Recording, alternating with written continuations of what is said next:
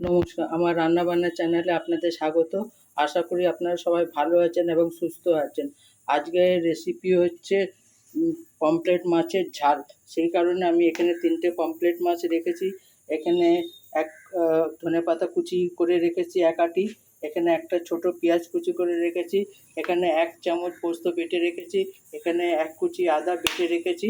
এখানে একটা tomato paste করে রেখেছি। চলুন গ্যাসে কড়াটা বসিয়ে দিই। আমি গ্যাসে কড়াটা বসিয়ে দিচ্ছি। এবার আমি তেল দেব। আপনারা যে যার পরিমাণ মতো তেল দেবেন। তেলটা গরম হয়ে যাক, তারপরে আমি মাছটা ভাজবো।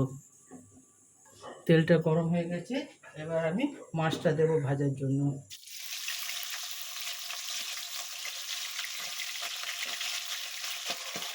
মাছটা ভাজা হয়ে যাক। মাছটা ভাজা হয়ে গেছে, এবার আমি মাছটা তুলে নেব। তুলে আরেকটা মাছ ভাজার জন্য দিয়ে দেবো। আমি এইভাবে 3টে মাছটা ভেজে নেব। আর একটা মাছ দিয়ে দেবো। এটা ভাজা এক পিঠটা হয়ে গেছে, এবার অন্য পিঠটা উল্টে দেবো। এইভাবে একবার পমফ্রেট মাছের ঝাল করে দেখবেন, খুব ভালো লাগে খেতে। এটা ঝোল হবে না, একেবারে গা মাখা হবে। শুধু এইটা গ্রেভি দিয়েই আপনার ভাত খাওয়া হয়ে যাবে, আর কিছু লাগবে না।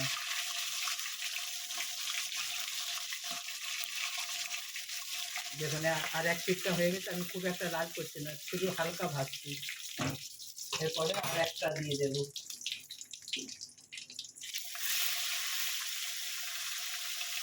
আর একটা ভাজা হয়ে যায়।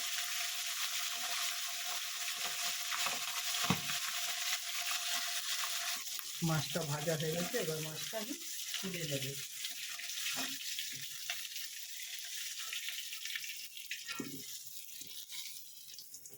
এবার আমি ফোড়ন দেব। আমি এটাতে জিরে ফোড়ন দেবো, গোটা জিরে ফোড়ন দেবো।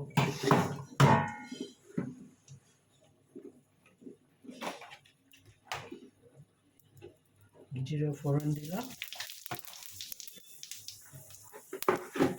এরপরে আমি পেঁয়াজ কুচিটা দেব।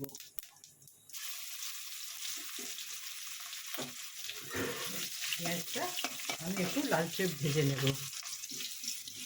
এটা লালচে ভাজা হয়ে গেছে, এবার আমি আদা বাটা দিয়ে দেবো। আদা বাটা দিয়ে একটু নাড়াবো, বেশি ভাজবো না। একটুখানি নাড়ালাম।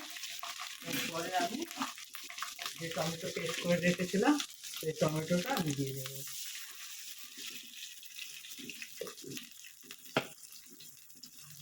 এরপর আমি এটা হলুদের গুঁড়ো, জিরের গুঁড়ো আর ধনের গুঁড়ো দেবো। আমি হলুদের গুঁড়ো 1 চামচ দেবো, বেশি দেবো না। 1 চামচ জিরের গুঁড়ো, 1 চামচ, হাফ চামচ ধনের গুঁড়ো দেবো, বেশি দেবো না।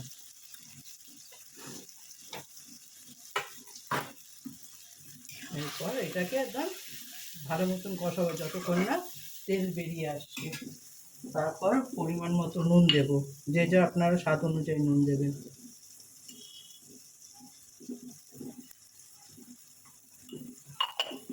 এরপর আমি 2টো কাঁচা লঙ্কা দেব, দিয়ে এটাকে একটু কষবো। এরপর আমি পোস্ত বাটাটা দিয়ে দেবো, কারণ এটা একসঙ্গে আমি কষে নেব, তাহলে সময়টা কম লাগবে। আর এটা রান্না করতে খুব একটা সময় লাগে না। এটা আপনি মশলার সঙ্গে পোস্ত দিয়ে কষে নেবেন, কারণ আমি তো মাছটা ঝোল রাখবো না, একবারে গা মাখা ঝালের মতন হবে। এটা হোক, তারপরে দেখাচ্ছি আপনাদের। দেখুন আমার একেবারে কষানো হয়ে গেছে। এবার এটা আর একটু তেলের ওপরে আসবে, তারপরে আমি এটাতে মাছ দেবো।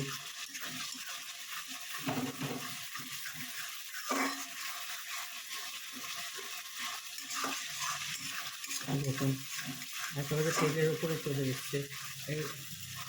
যখন আমি টমেটো দিচ্ছি সেই সময় পোস্ত দিলে কী হয়, পোস্তর কাঁচা গন্ধটা থাকে না।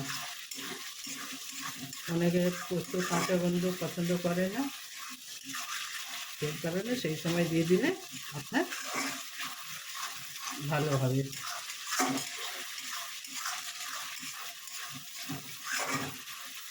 এটা রান্না করতে খুব একটা সময় লাগে না, 15 মিনিটের মধ্যে আপনার পমফ্রেট মাছের ঝাল একেবারে তৈরি হয়ে যায়।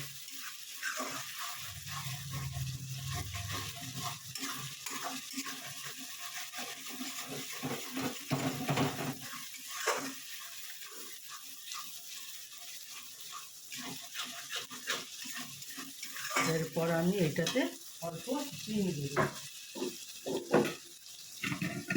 আমি প্রায় সব তরকারিতেই চিনি দিই, যেটাতে প্রয়োজন হয়।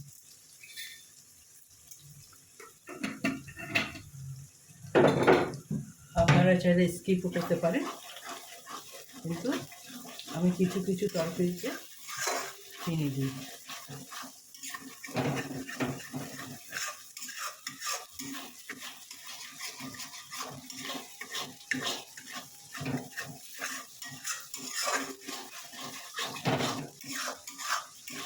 দেখুন আমার একেবারে কষা প্রায় হয়ে যাচ্ছে।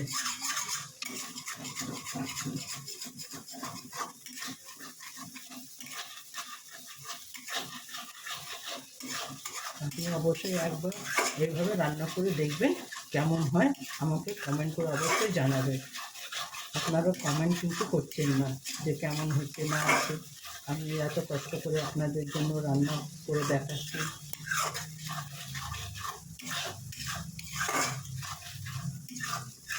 আপনারা কমেন্ট করলে আমার বেশ আনন্দ হয় যে আমার ভাই বোনেরা আমাকে কমেন্ট করে জানাচ্ছে যে আমার রান্নাটা কেমন হচ্ছে।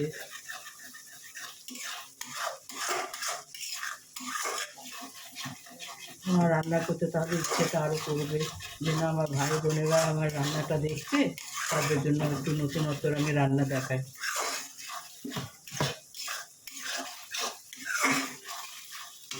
দেখুন আমার প্রায় কষানো হয়ে গেছে, এরপরে আমি মাছটা দিয়ে দেবো।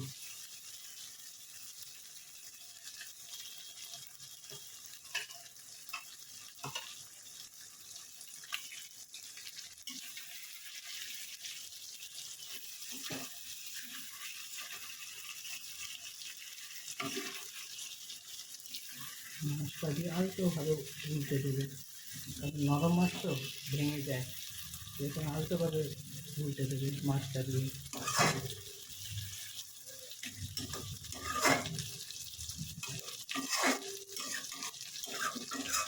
দেখুন এরকম গামাকা গামাকা হবে, কোনো ঝোল হবে না, কিছু হবে না। আমি এটাতে একটুখানি জল দেবো,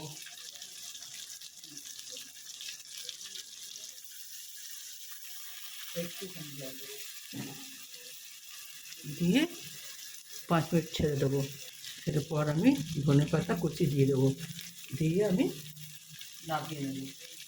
আমার এটা হয়ে গেছে।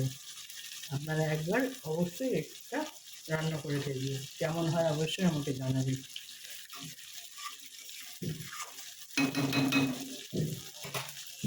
এবার আমি নামাবো।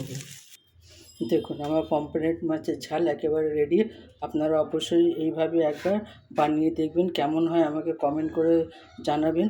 আমার রান্নাবান্নার চ্যানেলটা দেখার জন্য আপনাদের ধন্যবাদ। আশা করি আপনারা এইভাবে আমার সঙ্গে থাকবেন, আমাকে সাপোর্ট করবেন।